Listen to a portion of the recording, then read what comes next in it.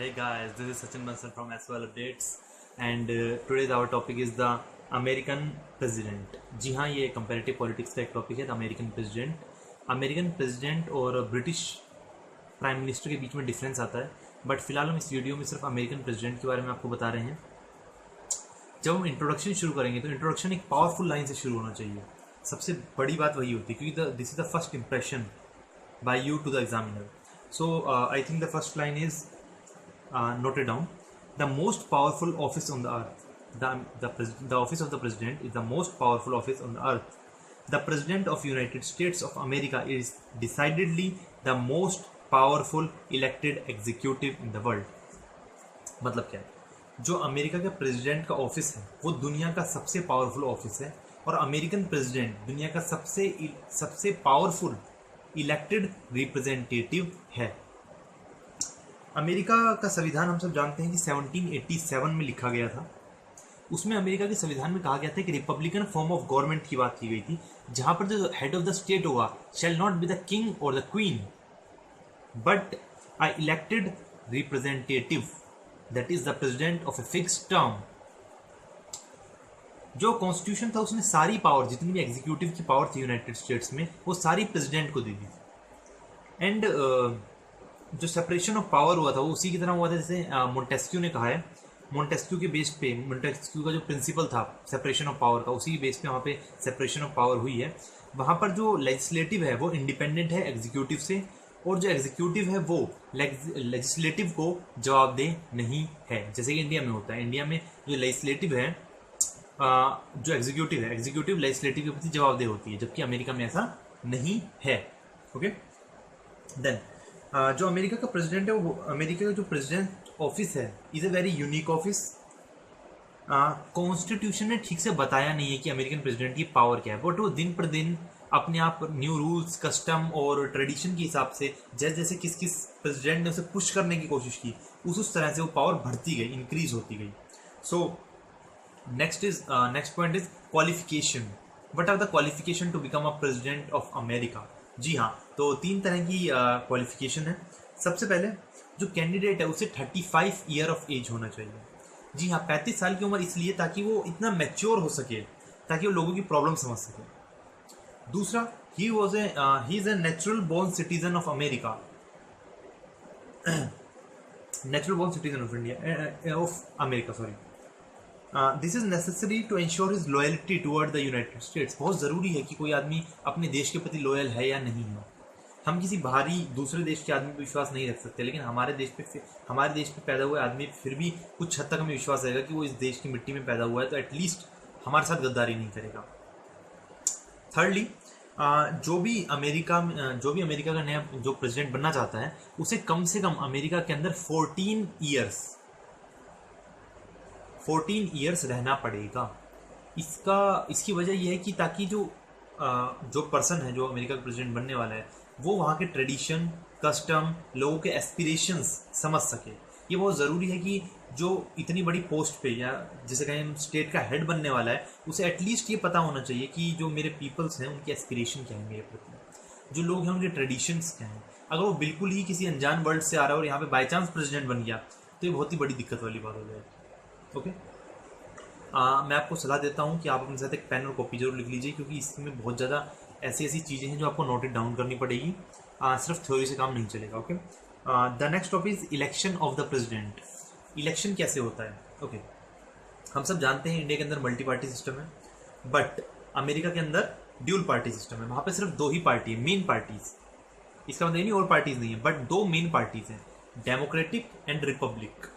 Democratic और Republic 2 अलग अलग पार्टीज हैं वहाँ पे, और हर दोनों पार्टी अपना अपना नेशनल कन्वेंशन बुलाती है, जहाँ पर पार्टी के अंदर से ही एक आदमी खड़ा होता है प्रेसिडेंट पद के लिए, और पार्टी वोट देती है। जो भी वोट ऑफ कॉन्फिडेंस जीत जाता है वो उस पार्टी की तरफ से खड़ा हो जाता है।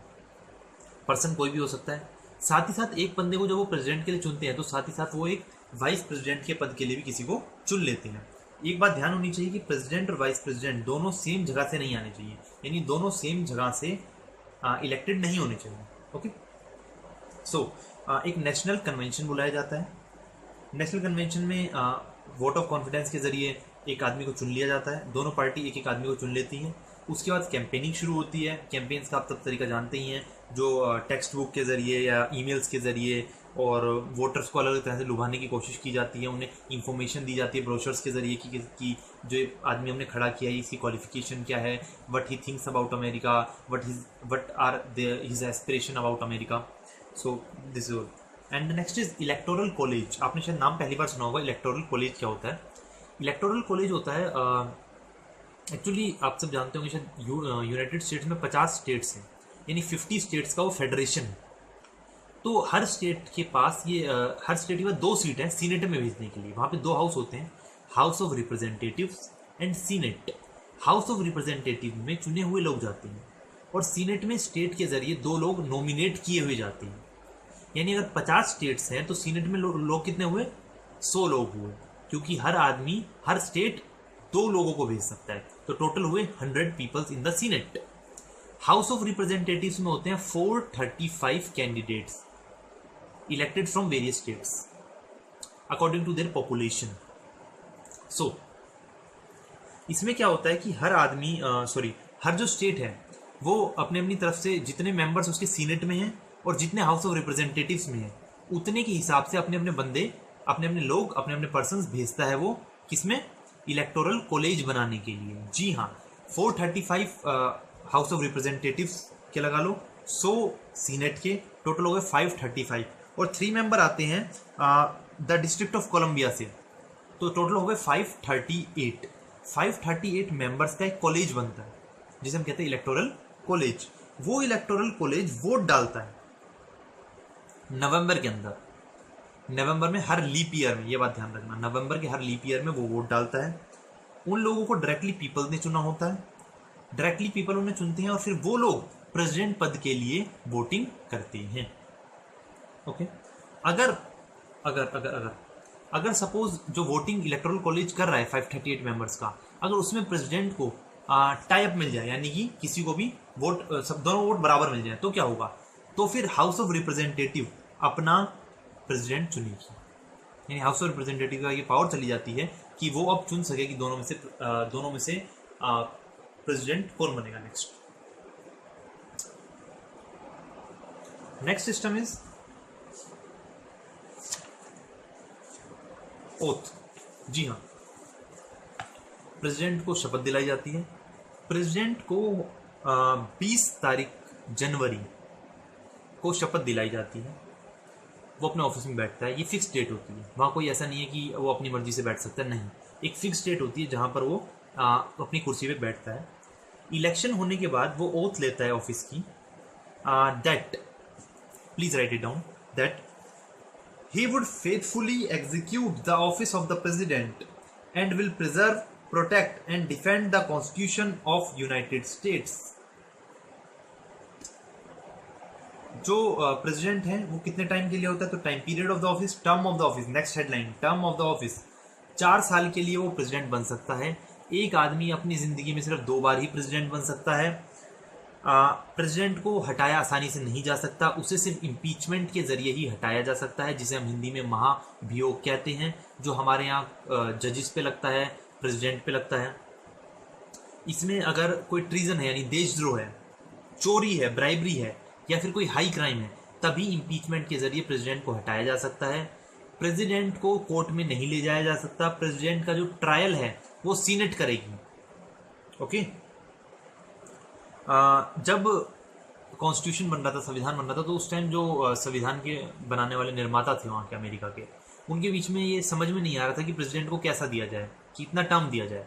कुछ लोगों का कहना था कि प्रेसिडेंट की जो पोस्ट है वो लाइफ टाइम के लिए होनी चाहिए थी, बट कुछ लोगों का कहना था कि एक फिक्स टर्म होना चाहिए, और कुछ लोगों का कहना था कि ये डिपेंड करना चाहिए प्रेसिडेंट के बिहेवियर पे, उसका एक मूल्यांकन होना चाहिए, एक एवोल्यूशन होना चाहिए, और फिर उसके बाद इवेल्यूट होना चाहिए वो, और उसके बाद हम चेक कर सके कि प्रेसिडेंट अब अपने पद पे बनने लायक है या नहीं। बट फाइनली सब डिसाइड किया सबने, और मिलके 4 साल पे वो एग्री हुए कि 4 ईयर्स का अमेरिका का प्रेसिडेंट होगा, 4 year term. Okay, next privileges. जी हाँ, अब अमेरिका के प्रेसिडेंट आप बने हो तो कुछ फ़ायदे तो होंगे ही। तो अमेरिका के प्रेसिडेंट के फ़ायदे क्या हैं? जो अमेरिका का प्रेसिडेंट है उसकी जो सैलरी है उसकी सैलरी है $2 लाख। जी हाँ, $2 लाख एनुअल सैलरी। उसके बाद उसे अलाउंस मिलता है $50,000 का। जो अलाउंस होता है उसमें इनकम टैक्स नहीं कटता, टैक्स से एग्जेम्प्टेड होता है वो जब अपने ऑफिस छोड़ देता है तो उसे पेंशन मिलती है। Pension is of $60,000। और उसकी जो विडो है उसे पेंशन मिलती है $10,000 की। उसके अलावा उसे एक घर मिलता है जिसे वाइट हाउस कहते हैं। उसके बाद ट्रैवल, ऑफिशियल्स, एंटरटेनमेंट और जितना भी वाइट हाउस का खर्चा है उसके लिए एक अलग से बजट होता है। तो प्रेसिडेंट को उसमें कुछ भी खर्चा करने की जरूरत नहीं है। Next is powers. This is the most important topic because कई बार जो क्वेश्चन है वो स्पेशली इसी पे आता है कि what are the powers of the president of America. Specially power पे आता है, तो आपको उस पावर वाले टॉपिक को बड़ा करके लिखना पड़ेगा। ओके, पावर्स हम सब जानते हैं 3 तरह की पावर होती है, एग्जीक्यूटिव, लेजिस्लेटिव और जुडिशियल। कार्यपालिका, न्यायपालिका और विधायिका। सो पावर्स क्या है? और सबसे पहली बात यह है कि पावर्स क्या उतनी ही है जितनी कॉन्स्टिट्यूशन में लिखी है, या अमेरिका के प्रेसिडेंट ने अपनी पावर्स कुछ इंक्रीज भी की है, वक्त के साथ साथ अपनी कुछ पावर्स बढ़ाई भी हैं। हम सब ये बात जानते हैं कि जो अमेरिका का प्रेसिडेंट है उसका वर्ल्ड अफेयर में बहुत बड़ा पार्ट रहता है। वर्ल्ड अफेयर में पार्ट रहने की वजह से उसकी जो वैल्यू है as a president of America वो बहुत बड़ी हो जाती है।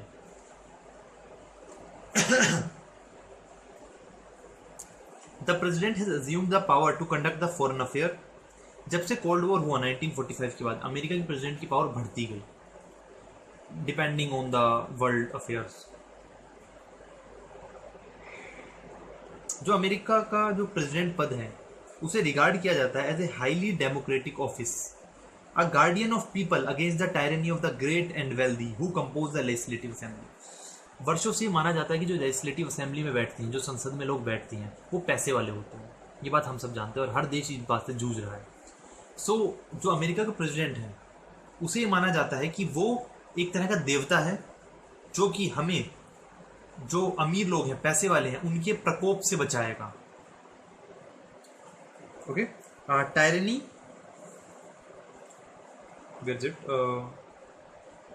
Yes, the tyranny of the great and wealthy who compose the legislative assembly. दूसरी जो मेन मुद्दा है जिसकी वजह से प्रेसिडेंट की पावर बढ़ी है, कुछ ऐसे प्रेसिडेंट हैं जिन्होंने अपनी पावर को पुश करने की कोशिश की, अपनी बाउंड्रीज को बड़ा करने की कोशिश की है, जिसकी वजह से आज अमेरिका के प्रेसिडेंट की पावर बढ़ चुकी है। जैसे कि Jefferson, Abraham Lincoln, Woodrow Wilson और जो 2 रूजवेल्ट थे जो एक अपने अपने टाइम प्रेसिडेंट बने, उन सब ने मिलकर बहुत बड़ी मेहनत की है अमेरिका के प्रेसिडेंट की पावर्स को बढ़ाने के लिए। लास्टली एक और चीज हम कह सकते हैं कि जो अमेरिका का जो सुप्रीम कोर्ट है उसकी जो लिबरल व्यूज हैं, लिबरल ऑर्डर्स हैं, उसकी वजह से प्रेसिडेंट का जो पद है वो बहुत ज़्यादा पावरफुल रहा है हमेशा के लिए। अब हम 3 पावर्स के बारे में बात करेंगे। सबसे पहले एग्जीक्यूटिव पावर की बात करते हैं। तो प्रेसिडेंट जो होता है वो एग्जीक्यूटिव का हेड तो होता है, ये हम सब जानते हैं। उसका काम है स्टेट के अंदर लॉ एंड ऑर्डर को मेंटेन करना। आर्मी का हेड होता है वो, जिसे हम कहते हैं कि commander in chief of all the 3 आर्मीज। हम सब जानते हैं कौन कौन सी 3 आर्मी है, आर्मी, नेवी एंड एयरफोर्स। बहुत सारे इन्फीरियर अपॉइंटमेंट्स है जो खुद कर लेता है। कुछ बड़ी अपॉइंटमेंट्स की जरूरत होती है तो उसके लिए सीनेट की मदद चाहिए होती है। बहुत सारे एग्जीक्यूटिव डिपार्टमेंट्स होते हैं, लगभग 12 एग्जीक्यूटिव डिपार्टमेंट्स, और बहुत सारे इंडिपेंडेंट बोर्ड्स होते हैं, कमीशन होते हैं, एजेंसी होती हैं, उन्हें वो हेड करता है। प्रेसिडेंट जो है वो लार्ज अपॉइंटमेंट्स होती हैं वो सीनेट के एडवाइस पे ही करता है। बाकी जो छोटी अपॉइंटमेंट्स हैं वो खुद कर सकता है, उसमें किसी की उससे जरूरत नहीं है। उसके बाद लेजिस्लेटिव पावर्स क्या है? लेजिस्लेटिव पावर में आता है कि जो बहुत सारे लॉज हैं अमेरिका के अंदर, आधे से ज़्यादा तो प्रेसिडेंट के ऑफिस में ही बनाए जाते हैं और प्रेसिडेंट उन्हें साइन कर देता है। कांग्रेस जो है, जो पहली बॉडी है, यानी कि हाउस ऑफ रिप्रेजेंटेटिव्स है, वहाँ से बिल बनता है, तैयार होता है, प्रेसिडेंट के पास आता है साइन होने के लिए। प्रेसिडेंट अगर उस बिल को साइन नहीं करता तो उसे वापस भेज देता है कांग्रेस के पास रिकंसिडरेशन के लिए। उसके बाद जो कांग्रेस है उसे 2/3 मेजोरिटी से उस बिल को दोबारा पास करके भेजना पड़ता है प्रेसिडेंट के पास कि वो साइन करें। प्रेसिडेंट अगर उसे साइन कर देता है, अगर सपोज कांग्रेस को 10 दिन बची हैं ओवर होने में, जो सेशन होता है उसे 10 दिन बची हैं, तो अगर 10 दिन के अंदर if it becomes a law provided more than 10 days are left, अगर प्रेसिडेंट ने कुछ नहीं किया, ठीक है, लॉ को ऐसे छोड़ दिया बिल्कुल, अभी 10 दिन से ज़्यादा बचे हैं कांग्रेस को सेशन ओवर होने में, तो वो जो बिल है वो अपने आप लो बन जाएगा। बट अगर 10 दिन से कम है तो वो जो लो है, ये जो बिल है वो डाई हो जाएगा एज ए पॉकेट विटो। पॉकेट विटो आप जानते हैं कि मतलब जो प्रेसिडेंट है उसने उसे साइन नहीं किया तो ऐसी पॉकेट विटो की मौत, मर गया। प्रेसिडेंट के पास कुछ और भी पावर्स है, जैसे कि वो कुछ हद तक टैक्सेस को कम ज़्यादा कर सकता है, बट कुछ सर्टेन लिमिट्स के अंदर। Okay, then judicial power. Judicial power के अंदर 3 मेन चीज आती है। First is pardon. जी हाँ, फर्स्ट पार्डन है, second is reprieve and third is amnesty. तीनों शब्द को समझेंगे। पार्डन का मतलब है क्षमा करना। तो अगर कोई भी पर्सन है जो कि यूएस सुप्रीम कोर्ट के जरिए, फेडरल कोर्ट, जिसे हम सुप्रीम कोर्ट को फेडरल कोर्ट भी कहते हैं, यूएस के फेडरल कोर्ट के जरिए सजा भुगत रहा है और अगर उसे फांसी की सजा मिलती है, इस टाइप की कोई हाई क्राइम की सजा मिलती है, तो उसे प्रेसिडेंट जो है वो पार्डन कर सकता है, क्षमा कर सकता है। जैसे कि हमारे इंडिया में भी होता है, जो प्रेसिडेंट है उसके पास पावर है कि वो किसी भी अपराधी को क्षमा याचिका, मतलब उसे क्षमा कर सकता है। Second is reprieve. रिप्रीव का मतलब होता है कि आपने क्षमा नहीं किया, आपने उसकी जो सजा थी उसे पोस्टपोन कर दिया। तो it is a postponement of the execution of a sentence. जो प्रेसिडेंट है वो the president however can not pardon who is punished by the impeachment. But जो इम्पीचमेंट के जरिए पनिश किया गया है उसे प्रेसिडेंट कुछ भी नहीं कर सकता, उसे क्षमा नहीं दे सकता। थर्ड है एमनेस्टी। एमनेस्टी भी एक तरह की पार्डन ही है, मॉडिफाइड फॉर्म है पार्डन की। इसमें क्या होता है कि जो पार्डन के अंदर क्या होता है, आप क्षमा करते हैं एक आदमी को, बट एमनेस्टी के अंदर आप एक ग्रुप ऑफ पीपल को क्षमा करते हैं। सपोज एक ग्रुप ऑफ पीपल है जो कि एक क्राइम में इन्वॉल्व था और उसे एग्जीक्यूशन की सजा सुनाई गई फेडरल कोर्ट के जरिए। सो जो अमेरिका का प्रेसिडेंट है वो उस पूरे ग्रुप को क्षमा कर सकता है। और जब वो पूरे ग्रुप पे एक चीज अप्लाई करता है, पार्डन अप्लाई करता है, तो उसे एमनेस्टी कहते हैं। ओके, हरिवोट। Yes, next is foreign affairs. जी हाँ, जो अमेरिका का प्रेसिडेंट है उसका फॉरेन अफेयर्स के अंदर बहुत ज़्यादा इन्वॉल्वमेंट रहती है। यस, तो फॉरेन अफेयर के अंदर यूनाइटेड स्टेट्स की जो प्रेसिडेंट है उसकी बहुत बड़ा रोल है, हम सब जानते हैं। इसके लिए एक सेक्रेटरी ऑफ स्टेट होता है वैसे तो फॉरेन अफेयर्स के लिए, बट अमेरिका का प्रेसिडेंट डायरेक्ट कंट्रोल करता है फॉरेन रिलेशंस को। वो एम्बेसडर को चुन सकता है, किसी भी एम्बेसडर को कहीं भी चुन सकता है, किसी भी सीनियर डिप्लोमेट को, और वो अपनी मर्जी से ही उन्हें वहां से हटा भी सकता है। उसके पास ये पूरी पावर है।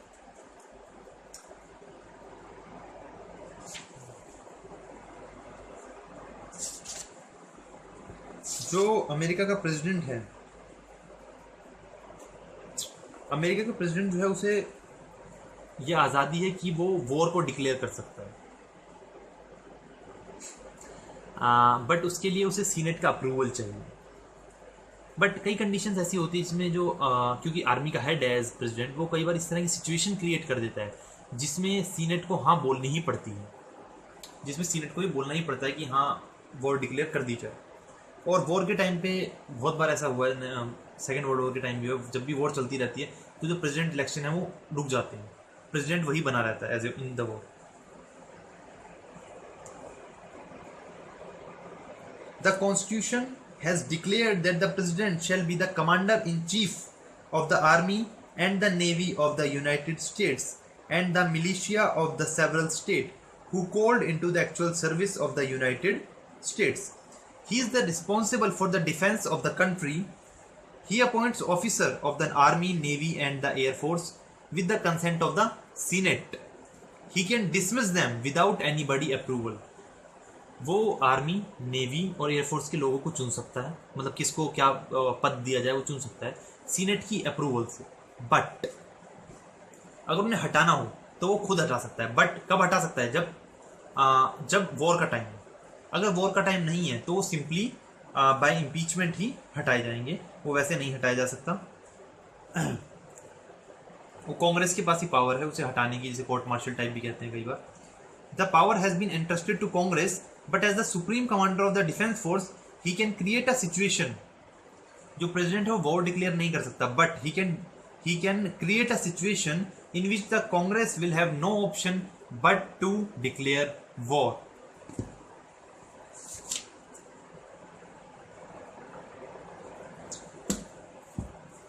Next is the president and the cabinet. This is the last topic.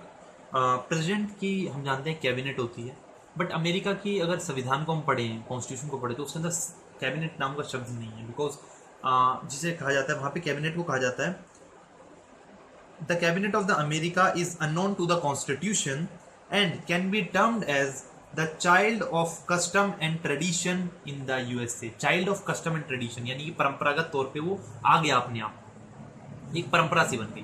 पहले के टाइम में क्या होता था, जो सीनेट था उसे इसी काम के लिए रखा गया था कि प्रेसिडेंट को एडवाइस करे, बट वो ज़्यादा मददगार साबित नहीं हुआ। तो उसके बाद क्या हुआ, जो प्रेसिडेंट वॉशिंगटन थे उन्होंने सबसे पहले एडवाइस लेनी शुरू की सीनेट से, बट कामयाब नहीं हुए। तो उन्होंने क्या किया, जितने भी डिपार्टमेंट्स के हेड थे उनके साथ मीटिंग का सिलसिला शुरू किया। कुछ टाइम बाद क्या हुआ कि वो मीटिंग रेगुलर बेस पे होने लग गई और उसे नाम दिया गया कैबिनेट का। जो 1793 में जो कैबिनेट नाम है, शब्द है, वो अप्लाई किया गया इन ज्वाइंट मीटिंग को, जिसके अंदर चीफ एग्जीक्यूटिव बैठते थे हर डिपार्टमेंट के। यूनाइटेड स्टेट की कॉन्स्टिट्यूशन में बेशक कैबिनेट शब्द का इस्तेमाल ना हो, बट ये आज के टाइम में एक इंटीग्रल पार्ट है अमेरिका की क्या कह सकते हैं उसे, इंस्टीट्यूशनल फ्रेमवर्क का। जो अमेरिका का प्रेसिडेंट है उसकी मर्जी है, वो एडवाइस लेना चाहता है, नहीं लेना चाहता है, किसी अकेले लेना चाहता है, सबको मिला के लेना चाहता है, उसकी मर्जी। कोई भी पर्सन जो हेड ऑफ द डिपार्टमेंट है वो बाहर आके व्हाइट हाउस से प्रेसिडेंट की बात को अनसुना नहीं कर सकता या उसके खिलाफ क्रिटिक नहीं कर सकता, बिकॉज वहाँ ये माना जाता है कि अगर कोई भी हेड ऑफ द डिपार्टमेंट बोल रहा है तो वो अमेरिका के प्रेसिडेंट के बिहाफ पे बोल रहा है। तो अगर वो खुद ही किसी पॉलिसी को क्रिटिसाइज करेगा तो ये काफ़ी क्या कहते हैं, डिसरिस्पेक्टफुल होगी प्रेसिडेंट के लिए। अमेरिका में जो प्रेसिडेंट है उसकी मर्जी है, वो कैबिनेट में अपनी फैमिली को भी डाल सकता है, उसकी मर्जी है, वो किसी से भी सलाह ले सकता है, but he is not binding on anyone. वो बाइंड नहीं है किसी की भी सलाह मानने के लिए। अमेरिका के प्रेसिडेंट के बारे में अगर आप पढ़ना चाहते हैं तो वी.एन. खन्ना है कंपैरेटिव पॉलिटिक्स की, बट मैंने पिछली बार भी आपको बुक दिखाई थी, बट कंपैरेटिव पॉलिटिक्स में अगर आप अमेरिकन प्रेसिडेंट पढ़ोगे तो वी.एन. खन्ना से ना पढ़ें, ज़्यादा बेटर है। बहुत लेंथी दे रखा है, बहुत लेंथी दे रखा है, आप नहीं पढ़ पाएंगे इतना। इसमें से आप फॉरेन रिलेशन पढ़ सकते हैं, वो भी बहुत कम गिनती का। जो एसओएल का मटेरियल है जिसे आप मोस्टली फेंक ही देते हैं, शायद नहीं पढ़ते किंग चैंपियन की वजह से, कंपैरेटिव पॉलिटिक्स का, इसे आप पढ़ सकते हैं। इसका पार्ट 2 है, इसके अंदर अमेरिका के कांग्रेस के बारे में और अमेरिका के प्रेसिडेंट के बारे में बहुत अच्छी तरह लिखा हुआ है, बहुत ही अच्छी तरह डिटेल दी हुई है, और इसमें से आप अपने नोट्स बना सकते हैं। जब भी आप मेरे लेक्चर लेने बैठे हैं, आप एक पेन और कॉपी अपने साथ में जरूर ले लीजिएगा, क्योंकि बहुत सारी टर्म्स ऐसी हैं जो मैं बोल देता हूँ और आपको समझ में नहीं आती, तो आप उसे राइट डाउन कर सकते हैं बाद में पढ़ने के लिए, और as a note you can take it down. अब तक ये हमारी तीसरी वीडियो है और मैं होप कर रहा हूँ कि हमारी जल्द ही, मैं कोशिश कर रहा हूँ कि लगभग 10 वीडियोज़ हम तैयार कर लें। एसओएल के बारे में भी मुझे आपसे बात करनी है, एसओएल में जो परेशानियाँ उनके बारे में भी आपसे बात करनी है, बट उसके लिए फिर कभी हम देखेंगे। फिलहाल आप लोग वीडियोस को लाइक कीजिए, सब्सक्राइब कीजिए, कोशिश करिए। हो सकता है आपके पेपर खत्म हो गए हैं, सेकेंड ईयर थर्ड ईयर के पेपर खत्म हो चुके हैं, बट ये आप लोगों के लिए है, मेरे लिए नहीं है, मुझे इससे कुछ नहीं मिलना। अगर आप लोग थोड़ा सा भी चाहते हैं, आप कुछ करना चाहते हैं अपने, क्योंकि अभी तो आप निकल जाएंगे शायद, लेकिन आपके बाद भी एक पीढ़ी आ रही है, उसके बाद भी एक पीढ़ी आ रही है, और आज के टाइम में ओपन में बच्चे बढ़ते जा रहे हैं। अगर आप कुछ करना चाहते हैं तो प्लीज़ ये वीडियोस उन तक पहुंचाएं, लाइक करें, सब्सक्राइब करें। आज नहीं तो अगले साल पढ़ेंगे वो, कभी तो उस वीडियोस को खोल के देखेंगे ना। तो मैं सिर्फ इतना चाहता हूँ कि आप लोगों से जो बन पड़ता है, मैं आपसे किसी प्रोटेस्ट पे आने के लिए नहीं कह रहा, मैं आपसे सिर्फ इतना कह रहा हूँ कि एक लाइक का बटन दबा सकते हैं आप, एक सब्सक्राइब का बटन दबा सकते हैं आप किसी को शेयर कर सकते हैं वीडियो। आपका एक शेयर आप नहीं समझ रहे, बट जो आपके दिल में फीलिंग है एसओएल के प्रति, उसको बहुत कम करेगा। जब आपने, मैं जानता हूँ आपने वो फेस देखा है जब पढ़ाई के टाइम पे आपको मटेरियल नहीं मिल रहा और आपको किंग चैंपियन पढ़ने पे मजबूर होना पड़ रहा है। सो प्लीज़, क्योंकि यूट्यूब पे भी इन सब टॉपिक्स के बारे में ज़्यादा इन्फॉर्मेशन नहीं है, और जहाँ है वहाँ बहुत ही बदतर तरीके से दी हुई है। सो मैं आपसे चाहूँगा कि प्लीज़ आप इसे शेयर करें, लाइक करें, सब्सक्राइब करें। This is Sachin Bansal from SOL Updates, signing off. Thank you.